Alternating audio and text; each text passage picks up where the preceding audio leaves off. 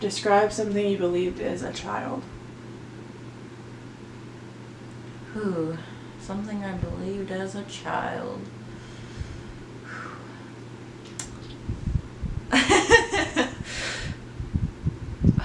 I used to think that, like, anytime you think of boogeyman, you think of, like, something under your bed. Nah. My interpretation of boogeyman was, hey, there's a long, slendery finger coming out from underneath your bed. And it was super scary to me for the longest time. Like, I'm sure everyone thinks, yeah, boogeyman, terrifying, woohoo, creepy old guy. No. It was bad for me because, like, I would think, oh, well, boogeyman means very terrifying, creepy creature. Like, put, like, Slender Man and a Wendigo together, and that makes the boogeyman. Which... Doesn't sound pleasant. It wasn't. It really wasn't. No.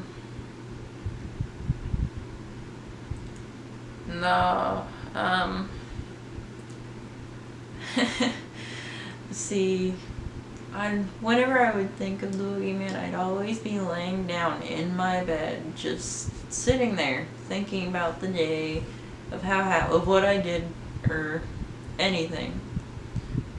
Think about my family, and all of a sudden I'll like hear something like move, and all of a sudden my imagination goes to, there's long, slendery fingers just crawling out from underneath the blanket or the bed, slowly scraping like the floor. That was good. Descriptive detail. And just like you like feel this anticipation, and you're just sitting, and I'm sitting there and just starting to tense up and waiting for it, just waiting for it. And then I imagine this, like, the slendery fingers just slowly like crawling up the side of my mattress and just making this like screeching noise anytime it hit like the metal bars. And I was always terrified to sleep with my feet out of the blanket at the end of the bed, because I was scared that those slendery fingers would just snatch my ankle and drag me underneath the bed. But the reason why I stopped believing this was because my cousin, who, when he came over, we always had to share a bed. We didn't have another place for him to sleep, so we had to share a bed. Yeah, so he'd come over, and we'd have like a little sleepover.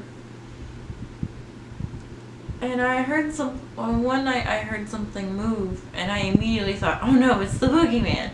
So I hid underneath the blanket, and my cousin's like, why are you hiding? There's nothing there. And I'm like, but he's gonna reach out and touch you. And he's like, who? And I'm like, the boogeyman. And he's like, the boogeyman isn't even that scary. And I was like, but he is. And he's like, he's not real. And I'm like, no, he's real. And he's like, I will prove to you. So what he did is that he he looked underneath the bed, opened the closet, and even opened the door to yell for my mom. And when my mom came running, she was like, well, what's going on? Are you two okay? And it's just, whew. I was terrified underneath the blanket on the bed, and my cousin was standing in the middle of the room, and he just said, oh, Tiffany's terrified of the boogeyman.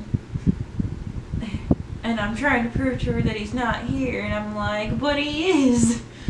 And my mom looked at me and said, honey, if he was real, I wouldn't let you sleep by yourself. Oh, Mom.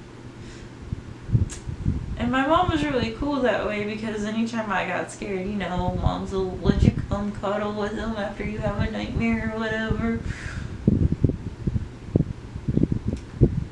And this was the one time my mom was like, "No, honey, he's right." And I'm like, "What?" But all this time, and she's like, "I know all those scary movies you've watched say that he's real, but he's not." And I'm like, "Okay then."